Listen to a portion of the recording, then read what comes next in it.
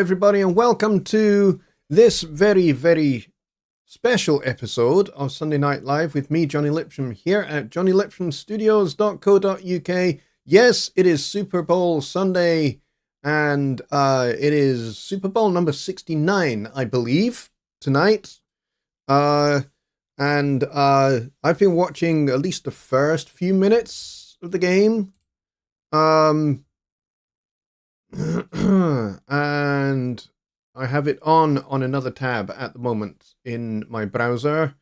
And it looks like somebody has scored, but I can't see who it is because they're not displaying what the score is, which is rather exciting of them to do that. But anyway, oh, maybe somebody hasn't scored.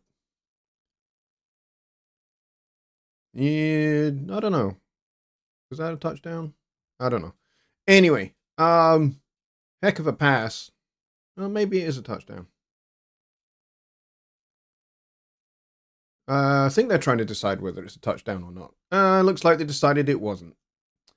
There we go. Anyway, so I have had a weekend of sport. I don't know about you guys. You guys maybe are not into sport in the slightest, and that's okay. I have been watching rugby today because it is the Six Nations rugby, and I'm a very, very big rugby fan. I'm not that massively into American football. Looks like Philadelphia just scored. Yeah, I'm not massively into American football. I do follow it from time to time. I don't get why all the players have to wear quite so much padding or even wear a helmet or any of that stuff, because you guys should watch Rugby Union. Nobody wears anything like that. So, so anyway, yes, that's the Super Bowl. And really, it's probably the only bit of American football that I actually really watch. Occasionally, I will watch some of the lead up to the actual finals themselves, the Super Bowl final itself. But yeah, for the most part, I don't. But I do like watching it. It's entertaining. I just wish it wasn't quite so stop-start. You know, kind of like they make the tackle and then they stop playing for about. Or at least it used to be that they would stop playing for like 3 or 4 minutes and then they would set up for the next play. But now I think they have like 25 or something seconds to actually make the next play. So that I think is a big improvement. All right, but we're not here for Super Bowl. We're here for Studio One and Studio One questions. That's what we're here for. It just so happens that it's also Super Bowl, and I think probably quite a few people are choosing to watch that instead of watching me, and that's fine. I don't have a problem with that. If you are into the Super Bowl and you want to watch that, then that's fine with me. In fact, if you want to do what I'm doing, which is running the show and also having the Super Bowl on another browser tab that I occasionally can flick over to, then that's okay. You guys can do that if you want. Don't have a problem with that. So let's go see who is here. Apologies for the late start, by the way, folks. For some reason, when I started OBS, it was not connecting to YouTube at all. It was just telling me, cannot connect. I was just like, what the heck? And it took maybe, I think it took maybe 4 or 5 attempts to try and get it to start, and eventually it connected, and I was just like, oh, here we go. Well, I'd better make the most of it just in case we lose the connection again. Mixmaster says, I think it has something to do with the effects of concussive brain injuries. Well, in Rugby Union, which is what the Six Nations version of rugby is, it's Rugby Union. There's basically, for those of you that don't know, there's 2 versions of rugby. There's Rugby Union and Rugby League. Rugby League is probably closer in style and format to American football, whereas Rugby Union is a lot more, the play is a lot more continuous. At least if you're watching a very good game, the flow of play is pretty much continuous. It's non-stop for 80 minutes. Whereas rugby union, it is a little bit more, you make the tackle, then you release the tackler, then the ball goes back to what we call the scrum half, who then feeds it along the back line, and off we go again. But you don't actually stop the play, you just release the tackler. Whereas in rugby union, it's not quite like that at all. It's much more continuous play. But yes, my team naturally is Scotland, and Edinburgh is my local rugby union team. But yes, in terms of international rugby, Scotland obviously, and we got beat by Ireland today. We were terrible against Ireland, but Ireland are pretty much the number one rugby union side in the world at the moment. So yeah. All right, so it looks like it was a draw for who was first in the door, and that's a rhyme. Billy Morgan and Kyle Trajuziak were pretty much in there at exactly the same time, so I'm going to give it to both of you. So you were both in the door at the same time, so well done. And Keyman, that would be Ron is here. Just Bob is also here as well, which is awesome. And who else do we have? I'm scrolling down. We got Rich Cresswell, we got Bobby Booth, and we got CHDB Music. And who else? We got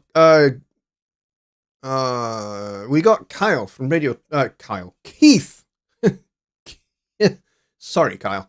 Keith from Radio Top Trumpet is here, which is awesome. And it's Kyle who gives us a brilliant little fact for the evening, which is it is 61 years tonight that the Beatles appeared on the Ed Sullivan Show. Wow. Has it really been that long? Just Bob says, definitely not interested in football or sports in general. Yeah, that's fine. That's absolutely not a problem, because this show is not a sports show.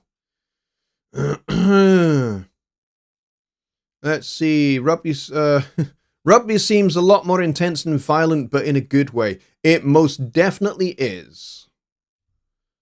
And Dave from Aurora's Boring Alice says, Go Eagles, greeting from Greenland, United States. Hello to you too. To be honest, I don't actually know who's going to win tonight. I have absolutely no expectations of who is going to win tonight. So it will be interesting to see. And there's a lot of big names in both sides that are playing tonight. So I don't know, maybe it could be a close game. One thing I do know is that here in the UK, it runs all the way through until 4 o'clock in the morning. I am not staying up for all of it. I will maybe make it to the halftime show and then I'll go to bed. It looks like it's Kendrick Lamar who is doing the halftime show this year. So that could be interesting to watch, I guess, and maybe that will provide talking points for Wednesday, maybe depending upon what we see of the performance. So yeah, that could be interesting. Now, I'm obviously not expecting a massive crowd tonight because it is Super Bowl Sunday, and a lot of you are away doing that, and some of you are probably at Super Bowl parties. I know that such things exist. Just like there are World Cup parties for the soccer as well. So, I guess a lot of you do that. I know that there are Super Bowl parties that take place here in Edinburgh as well, because there are, believe it or not, Scottish players that are in the NFL. And although I don't think any of the Scottish players in the NFL are actually in either of the teams that are playing for the Super Bowl tonight. So, but yes, there will be Super Bowl parties here because there is a very large United States expat contingent here in Scotland and in Edinburgh. We don't live in Edinburgh anymore, but we certainly used to. And we have a lot of American friends who live here in Scotland. And so I'm well aware of some of the Super Bowl parties. I've never been to any of them, but they certainly do take place. Bobby B says he's at home and could care less for sports. Yeah, quite right too. All right, so if you have Studio One questions, let's get them in. I do believe that Just Bob sent me a question via Facebook Messenger, which I'm going to have to go and read again just to make sure that I have it right. But if you do have a Studio One question, please get it into the chat. If you are not subscribed, you're not going to be able to put your question in the chat until you do. So please hit the subscribe button. And when you do, give it 2 minutes, and then the chat will be opened up to you, and you can say hello, you can tell us a wee bit about yourself, and also you can ask your question. If you're going to ask a question, please put at Jonny Lipsham Studios at the start of your question so that I don't miss it. Just Bob says, once a year to miss Jonny's show, we'll let it slide. Absolutely. I don't have any problems with anybody going, you know what, I'll catch Jonny's show on the replay. That's why we have replays. That's why, you know, I don't delete my shows. So yeah, that's why I don't do that. Global transpose with audio tracks. What about global transpose with audio tracks? You're going to have to give me more information than just that. Global transpose does work with audio tracks. I even demonstrated that fact on my Studio One 7 video, which dealt with global transpose. Yeah, so if you want to go check that out, it does work with audio tracks. So it does work, but you're gonna have to give me more information than just that, please, Kyle. All right, so I'm gonna go find Bob's question. If I can find it. So he says, when making your tracks wider with stereo panning, when and how does phasing become an issue, and how do you fix it and retain a wider stereo field? And how do phasing issues work when using the surround feature? I'm assuming surround offers up its own unique problems with phase issues. Thanks for entertaining the questions. You are very welcome, and I do like entertaining questions. That's kind of what we do. If you are using something like, for example, a stereo widening plugin, not just panning. Panning doesn't necessarily create phasing issues. Stereo widening plugins can do, because what some stereo widening plugins do is to fool your ears into believing that something is wider. What they actually do is they do mid-side processing and just turn up the sides. That's what they do. So when you are increasing the width on a particular stereo widening plugin, what it's actually doing is just turning up the volume of the sides to make them louder and to make them stand out more, and therefore you kind of do have this tendency to believe that it's actually wider. It's not necessarily true. It's just that the sides are much louder. And that can introduce phasing problems, because when you turn things up on the sides, those things that are now turned up on the sides can be, they can like totally cause what is in the center to collapse a little bit, especially if you then hit the mono button to collapse something to mono. So if you're using a stereo widening plugin from the start of your mixing process, that is not a good idea. That I don't recommend you do. I've seen people do it, and they say, oh, but I want my guitars out nice and wide, so I use the stereo panning plugin to do that. And I do that right at the start of my mix because I want my mix to be nice and wide and have this big, wide sound. Yeah, width is great. A stereo widening plugin is not necessarily going to give you what you want, actually. Especially when you then check your mix for mono compatibility, which, by the way, everybody should do. When you're mixing your song, always check your song for mono compatibility. There are a bunch of ways you can do this. One, you can just hit the mono button on the main output channel. That's number one way to do it. Number two, if you've got a monitor controller like the monitor station, there's a mono button on there. You can just hit that and it will collapse everything to mono.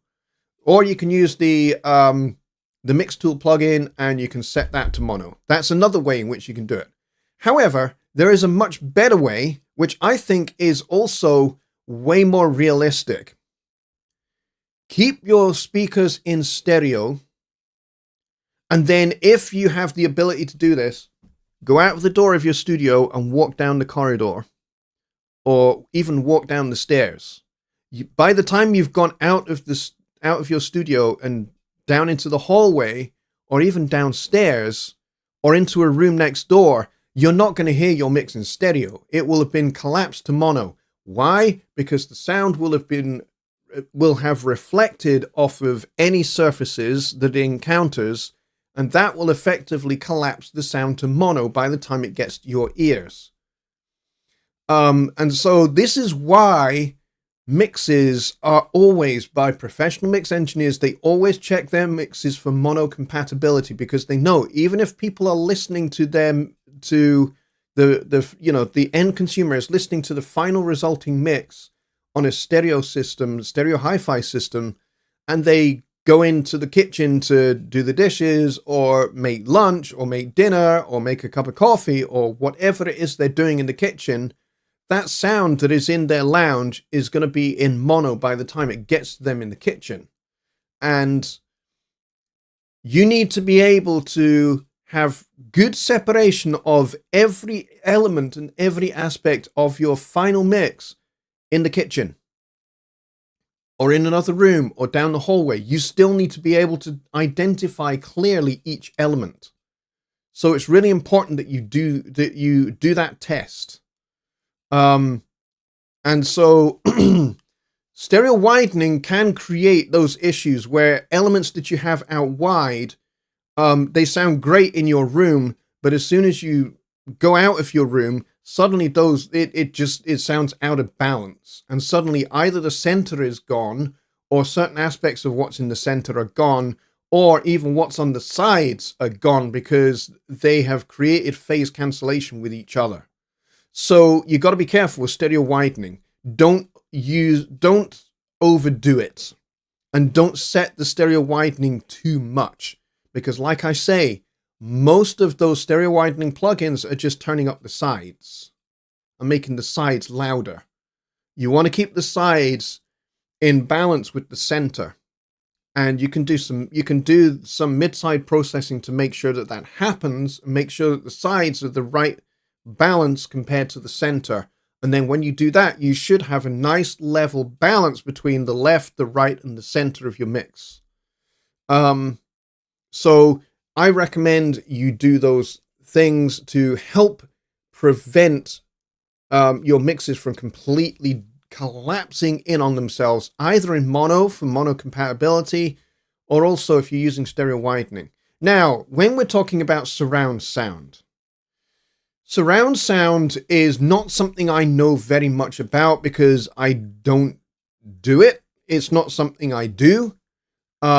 So you're probably better off asking somebody that they do Atmos mixing and surround sound mixing professionally for a living. I don't. Most of my work is in stereo because I still work with styles of music that don't do Atmos mixing. Like, I work with big bands, I work with small jazz groups, I work with folk ensembles. That's kind of the vast majority of my client base. It's all acoustic music. When I'm producing and I'm working with other songwriters to make their records, again, most of it is in those genres in particular. Those are just the genres that people come to me for. It's not to say it's not to say that I don't like rock music. I do. I listen to a lot of rock music. I have a great appreciation for a lot of rock bands and that kind of thing. And I do mix rock music. I do mix funk bands.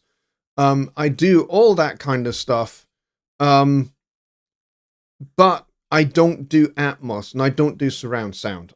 It's just not something I've ever done. And yes, we did introduce surround sound and Atmos into Studio One relatively recently, but it's not something that I'm into at all. But you are right unless you have a dedicated surround sound rig in your studio, if you're using headphones using the Dolby Atmos renderer, the renderer is good. The renderer is great. What it does do is it gives you an emulation of what a surround sound Atmos rig would sound like, but just using a regular pair of, for example, these guys, PreSonus HD7s. They're just regular $30, $40 headphones. They are cheap as chips, but I like them. And I can use these with the Dolby Atmos renderer in Studio One 7. And they work just fine. Elements that are behind me, I can hear in the speakers of the headphones, and it sounds like they're behind me. So it works, but it's just an emulation. You have to bear that in mind. So you got to bear in mind that because it's an emulation, it's doing some fairly clever tricks to make that happen. It's not the same as the real thing. So I hope that answers your question at least a bit. Like I said, surround sound is not my area of expertise. Atmos is not my area of expertise. There are other folks out there who could probably answer that question better, and I'm okay with that. I don't pretend that I have all of the answers for things in Studio One. I have a lot of answers because I have a lot of years of experience. I've got like 12 years of experience in Studio One. And I work for PreSonus, and for, like 5.5 years I've been working for PreSonus. And so I do have a great deal of experience with Studio One, and I work with the developers every day. And so I know them, and I know what they're working on and all of that.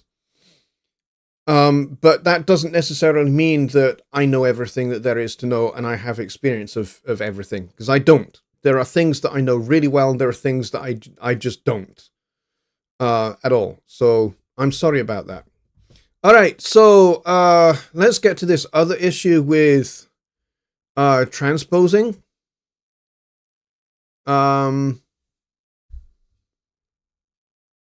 Let's see. Watch your video on global TXP. I'm assuming that when you say TXP, you are meaning transposing. And if that's correct, Ron says, do I have to set every channel to global transpose individually in the inspector, and it doesn't work with folders? Yes, you have to set every individual track to follow the global transpose. It's the same if you want tracks to follow the core track, or any of the other global tracks. It's the exact same process. It's just for a different track, but basically it's the same thing. It's using the same methodology. So if you want tracks to follow the core track, you got to say follow core track. If you want tracks to follow the global transpose, you got to check the box to follow the global transpose. You won't want things like drums or drum programming or impact or any other percussive instrument. You won't want those to follow the global transpose, because then it will shift all your MIDI notes. You don't want that. So those you don't want to select. But everything else that you want to have the global transpose applied to, you need to check that box. Just Bob says, how does quadraphonic recording work, and can that be duplicated with Studio One stock plugins? Well, quadraphonic is the same as surround. So when you say quadraphonic, you're basically saying the same thing as surround sound, basically more than stereo. So if you've got 2 speakers in front of you and 2 speakers behind you, that would be quadraphonic sound, and that is essentially surround sound. So it applies in the same way as using the surround sound template in Studio One. So it does pretty much exactly the same. Ron says, I opened the folder, selected all tracks contained therein, and checked all the global transpose inspectors. All tracks were not checked. Yes, they need to be. They need to be. Otherwise, it won't work. Jonny Gibe is in the house. I think we need to give him a fanfare because he's not been very well. So let's do that.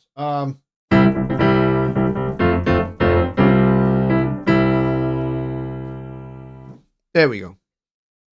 Rich says there's a 4.0 option. Yes, there is. And Jonny is finally out of bed. Jonny, you lazy bastard. I'm kidding. I know you've not been well. It's fine. I'm teasing you.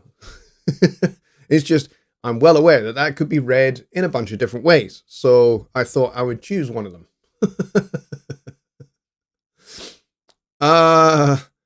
And Ron says, chatting with Kyle about global transpose. Feel free to chime in and I watch your video. Yes, I have been chiming in. That's what you need to do. You need to have every track selected to follow the global transpose if that's what you want. So don't have drums follow it. Don't have percussion follow it. Don't have impact or anything sample based that requires MIDI for percussive effects. Don't have those selected. Everything else you can certainly do. So if you've got like MIDI piano, yeah, you'll need global transpose for that. MIDI trumpet, need global transpose for that. MIDI guitar, same thing. MIDI drums, MIDI percussion, no. Don't select those to follow the global transpose because that will mess up the MIDI notes and your kick drum will now be a cross stick and your hi-hat will be a floor tom. And I don't think that's what you want. So I don't recommend that. Feature request, select multiple tracks and check global transpose. Yep, go make that feature request. But I would have thought if you select all tracks and then check the box for one of them, then all of them should follow it. All of them should do the same thing in the inspector. Now, the issue you may be is what the issue you may have happening is if you've got lots of folder buses and you're just clicking on the folders and expecting, you know, the folder to basically apply that to all the tracks inside the folders. That's not a thing. And certainly I would say make a feature request for that so that when you select a folder bus and you want that folder bus to follow the global transpose and you want it to apply to everything contained in it, that's definitely a feature request. At the moment, it's select all tracks. So individual tracks I'm talking about. So if you have 15 audio tracks and you set the global transpose, then it should work. So I'm going to create a new song to test this. So we'll go over to here. And I'm just creating, let's say 20, there you go, 20 audio channels. Doink. There they all are. Now, let's select all of these, if I can remember how to select all tracks. So if I hold Shift and click the last one, that should select everything, and I should be able to just open the inspector and oops. Tuning mode is not relevant. Let's check that to follow the global. And then I can click away and I can check that one. Oh, look, channel 20, channel 16 is following, channel 12 following, channel 10 following. Let's pick another one at random. Channel 3 is now following. Channel 1 is now following. So all of those are now following the global transpose. So if I now go doink, doink, doink, I've transposed that up 10. Now you'll see that there's a plus 10 there. If I go to track 8, track 12, track 15, track 18, they're all showing the exact same transposition. Okay? So if I now go, actually, I only want it to be plus 4. See? See how it's changing? And I'm just picking these at random. See, they all have the same follow global transpose. Because once they're all selected, it doesn't matter what value I enter in here, because they all have that checkbox, they're all going to change. Okay? So, to review, let's set this back to 0, and let's uncheck that. So let's click the first. Let's go down to the last one, and we'll hold Shift, we'll select that, and we'll uncheck that. And then we'll just select one. Okay. And now, see, the value is changing, but none of them are selected. See? None of them have the box checked. Okay. Let's go back down to 0.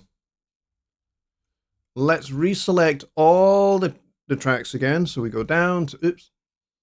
How did I do that?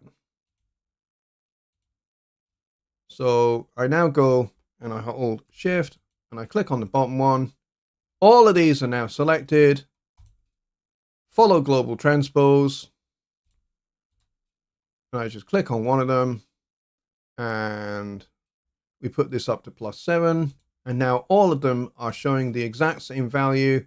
All of them have the box checked. Okay. And all of these tracks will now follow the global transpose. So if I put some audio on these, all of these tracks will respond. So we can test that theory. So let's go to track 1 and let's record something. Boo! There. So now that I've done that, I'm going to record again on this track here. Boo! And see, I didn't get it quite right, but that's okay. And I'm just going to take this one.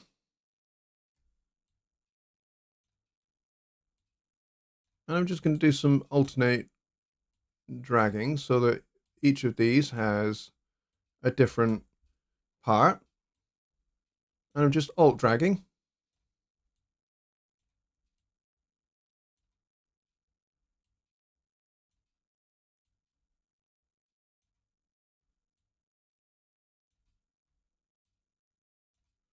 And that's all I'm doing here. Oops. That one needs to go on there. That needs to go on there. I'm only doing this very roughly just to make sure that I've filled out all of this. Doesn't really matter how accurate this is. Just so long as I've got something. So now when I do this, boom! And of course, all of them are incredibly clipped. As you'd expect. But that's okay, because what I can do is I can range select all of these. And I can turn them the heck down. There we go. Boo! Boo! Okay, we clip slightly, but that's okay. That's not what I'm doing. Okay, these are all audio tracks. Correct. These are all audio tracks because this is what you specified. You said that you said audio tracks. So I'm doing this with audio tracks because you said that.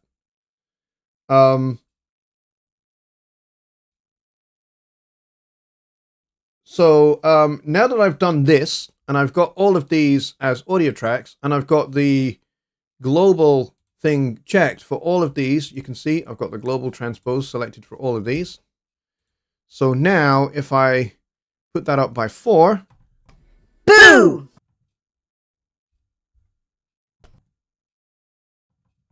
Boo! All right. Boo! You can see how it's applying. Boo! It's applying to all of these audio events, right? Because all of these tracks are following the global transpose. So this works. Now, what you were referring to was if you have all of these in a folder and you only have the folder itself with this checked. I think that's what you were talking about. And you were anticipating that what would happen is that with the folder bus selected to follow the global transpose, that everything contained inside it would therefore automatically be checked and would follow. Basically, it's like on a Mac when you apply to all enclosed, right? Yeah, that I don't think is a thing yet with this new feature. I'm sure it will be in the future, but I don't think it does that yet. So, feature request, select multiple tracks and check global transpose for all. That's exactly what I just did. Okay, you saw me do that. So if I now go down to the bottom of this, hold shift, let's uncheck that. Let's set that back down to 0. Boo! Okay, so now if I change that transpose, Boo! see, it's not changing. Boo! All right, because none of them are following it. So if I set that back to 0, with these all selected, check that box once again. Boo! Boo! Boo! Boo! Okay. Boo! Right, and you can go plus minus 12 semitones with the global transpose. And I think it's pretty wise that you can only do it that far. Boo! All right, so I hope that helps answer that question. It's a good question, actually, and well worth checking out. Good question. All right, so Jonny says we should do one of these together. You know what? It would be really nice, mate, to get you back involved in doing some stuff together. For sure. We should definitely do some more collaboration. Global transpose does not show in the folder's inspector view. There we go. I would kind of expect that to be the case because you can't do it with folders. You have to check all, you have to basically select all tracks. So that's even tracks that are inside your folder. So you're going to have to collapse your folders or open your folders and select all of those tracks and then have them all follow. That would be the only way you can do it.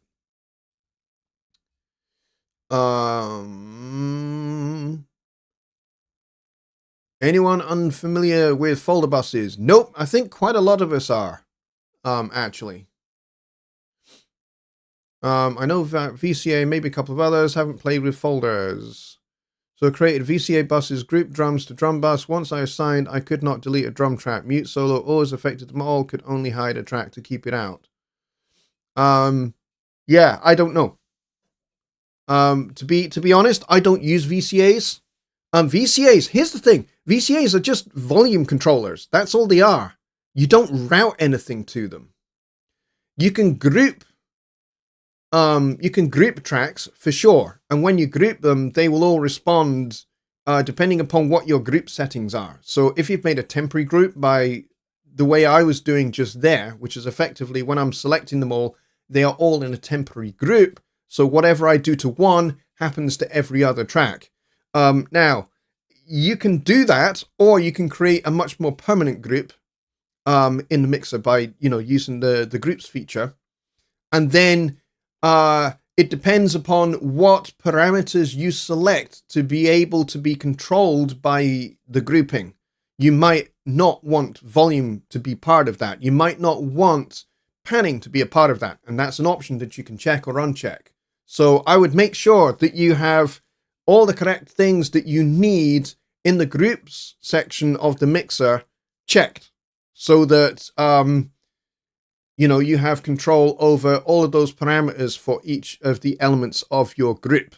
Now, if you're using a VCA is just a volume controller. It just turns things up and down. That's all it does. It doesn't really do anything other than that. But yes, if you are wanting to delete something from the group, you probably need to suspend the group and then do the delete. Is probably what you need to do. Uh, Keith, that's very funny. He says, you know, it is just this second that I realized the damn video was on pause and I was still waiting. My gosh. And you've missed like 3/4 of the show. Oh dear. Mixmaster says he's a former live mixer. Okay, cool. He says, what I'm used to from live mixing, mostly to group for effects. How to suspend. Yeah, you're talking about a different dynamic entirely. So grouping for effects is in Studio One for mixing something that's been recorded. You're probably more talking about buses, just regular bus channels where you route a bunch of tracks to a bus, and then whatever processing you have on that bus, you know, will every channel that goes to that bus will be affected by whatever is on the bus channel. So if you're grouping for effects, then probably just a regular bus is the best way to do it in most mixing scenarios. Maybe not for live mixing, but certainly in this scenario for mixing in Studio One after the fact, then yeah, that's what you'd want to do. If you're using groups, as in the ones that are in the mixer on the left hand side, and you've got things grouped, there's a keyboard shortcut. I can't remember what that keyboard shortcut is, but there is a keyboard shortcut which will basically allow you to suspend the group or temporarily disable that group. And then you can do whatever you need to do to, you know, adjust the balance within the group. And then you can reapply the group. So you'll have to do a little searching for that. Russell Harris is here. Hello, Russell. Good to see you, my friend. Welcome to the show. We've got about 12 minutes left before we call it a night. And I will definitely be calling it a night when we get to the end of the show, because I want, like I said, I want to try and catch the Super Bowl game up to like the halftime show, and then I'll go to bed probably after that, because I have to work tomorrow, unfortunately. And I want to be at least somewhat awake for working. Neil Thompson says, bloody well gotta bloody like the show. Yes, thank you. And I appreciate that, Neil. And I appreciate your use of the word bloody as well. It's rather excellent. And Russell is gonna play catch up on the show. Yes, cool. Russell, I appreciate that. But thank you for dropping by whilst you're actually here. That's very cool. Okay, we've got 10 minutes left. We got any other questions whilst I take a sip of my tea? Because it is much needed. I've been doing a lot of talking.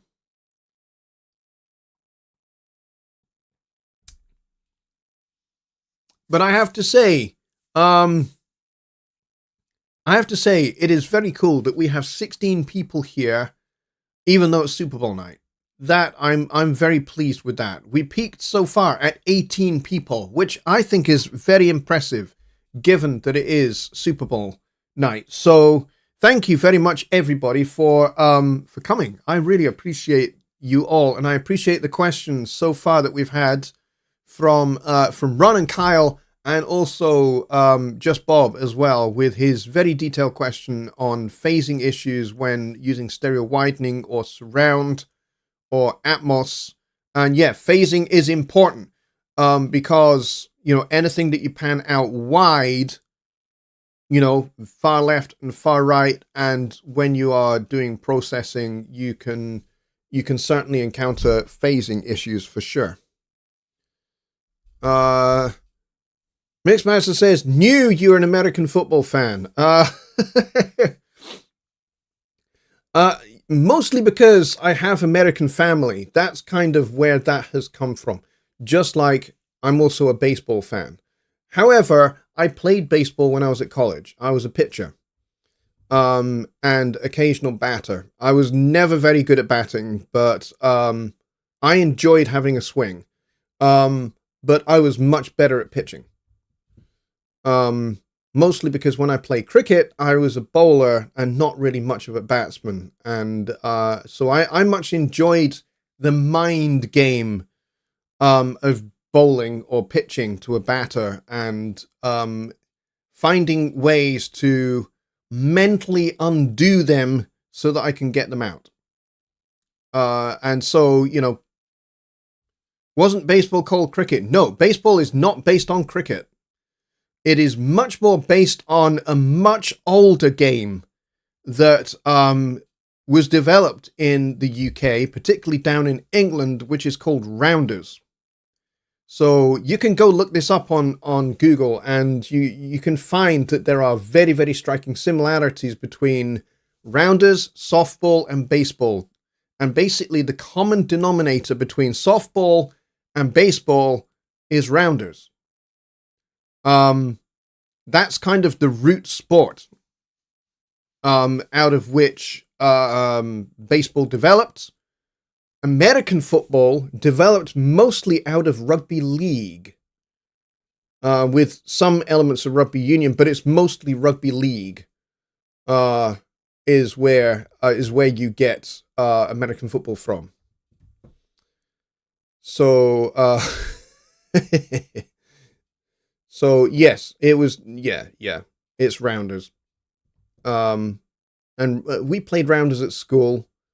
And actually when it came to rounders was the only game where I could really swing a bat, and I was good at batting. Because, the ball comes at you very slowly. You have loads of time to just time the ball and smoke it way out. And then you just go all the way around the bases, for what you guys in the United States would call a home run. But when it came to actually batting in baseball, I was not very good. Even though as a pitcher, I could read the ball. I could read what was coming at me. I could read, this is a changeup. This is a slider. All of that. I could do all of that. Because I knew, because being a pitcher, I could kind of anticipate what they might do next. But could I actually get bat on ball? Not really. But yeah, psyching out the batsman is definitely my favorite part of the game as a pitcher. And as a bowler in cricket, I like that too. Well, Scots created golf. Yes, we did. Actually, Scots created a lot of things. You'll be surprised. You can Google up a list of Scottish inventions. Golf is definitely among them. Television is also among them. So, and of course the telephone is also among them.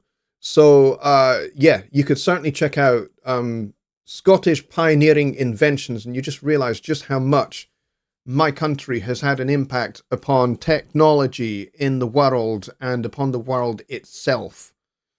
So, and we're actually pretty darn good at building ships as well. We also created curling, yes.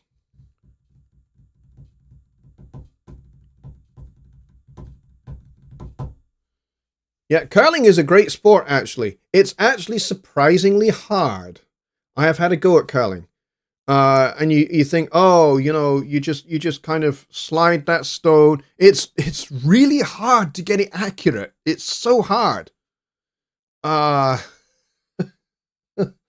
It's a really tough game. And of course, if you're like me and you're not very good at walking on ice at the best of times because you have no sense of balance, because I don't have a very good sense of balance.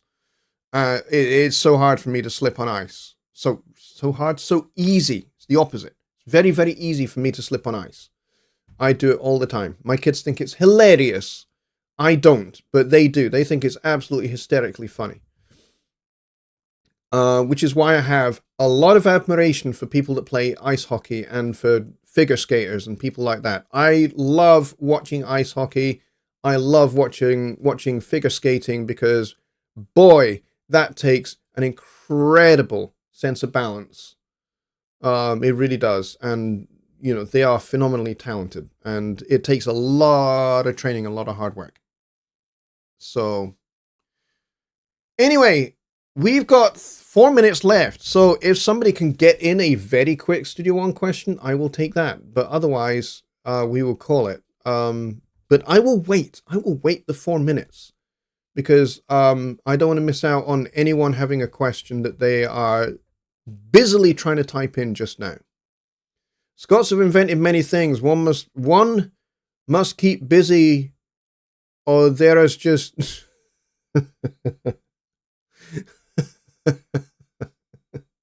I'm not going to read the rest of that, but that's very, very funny. It's not us that do that, Keith. It's the Welsh that do that. But that is funny.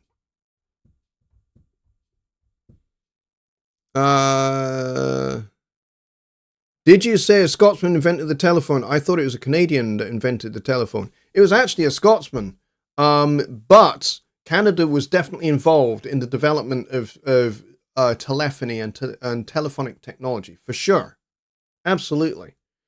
But yes, Alexander Graham Bell, I think it was the inventor of the telephone. And he was from Scotland.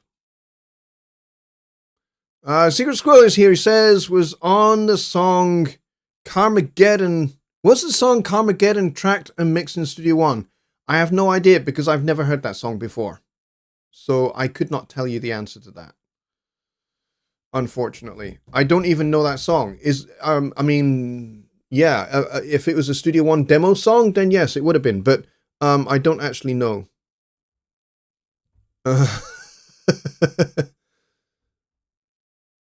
Canadian, let's not fight over this. Yes.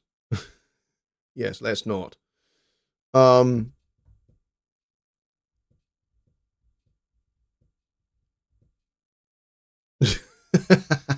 Talk to me in real English. I like it, Rich. All right, folks, we got 2 minutes left. For those of you that wanting to know what's going on in the Super Bowl, it's currently not looking great for Kansas City. I will say that much. I don't want to give anything away, but right now it's not looking great for them. Which is why they have a timeout. I totally understand that because they have not got a point on the board. So, yeah, it's not looking good for them at the moment. But, it is a game of 4 quarters. Alexander Graham Bell was the first to be awarded a patent for the telephone. Indeed, he was. Now, there is much conjecture and much debate as to whether he was the first to arrive at the technology that would make a telephone happen and make a telephone work. But certainly he was the first to be awarded a patent for the telephone. So technically, he is therefore the inventor of the telephone. And it was John Logie Baird who invented the television. And actually, he didn't just invent the television. He actually invented video calling long before video calling was even a thing on handheld devices like cell phones or even Skype. But yeah, it was John Logie Baird who kind of pioneered all of that stuff. He was a visionary. He kind of foresaw the future in so many technological ways. But there we go. It is now at the hour mark of the show. So it is 0100 here in Scotland, which would make it 7 p.m. Central, 6 p.m. Eastern, I think. So at that, we will call it a night. Thank you very much for joining me. I appreciate it. Thank you for the great questions. You guys are awesome. There is an after show party as well taking place on Billy's Zoom.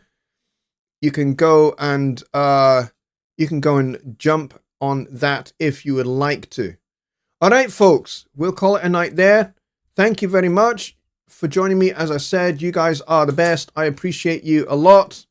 And I'm just actually trying desperately hard to cue up my playout music, and realized I was on the wrong song. But anyway, thanks a lot, guys. I'll see you all on Wednesday for Songwriting Simplified, which will be a Valentine's themed show. We will talk love songs, and we will talk lyric writing for love songs and how to create that kind of love emotion within our music. How do we do that even if we're just writing an instrumental? So for those of you that are into instrumental writing rather than lyric writing, how do you write something emotional and romantic just using instruments and no lyrics? So we will talk about those kind of things, and you guys can have your thoughts on love songs and that kind of thing. I'm pretty sure that some of you out there are going to have extreme hatred towards love songs, and some of you are going to have a whole list of love songs that have actually impacted you personally. I'm up for discussing all of those on Wednesday. And then that will be that. And yes, that will be our Valentine's themed show on Wednesday, and then we'll have songwriting. Then we'll have Sunday Night Live rather on the Sunday. Oh, actually, I think I'm away on Sunday. Come to think of it, I think I'm away, so I don't think there will be a Sunday Night Live next week. But there will certainly be Songwriting Simplified, and on Wednesday on Songwriting Simplified, I will confirm whether there's going to be a Sunday show or not. But I'm pretty sure I'm actually away. So until then, folks, a very good night. Good night.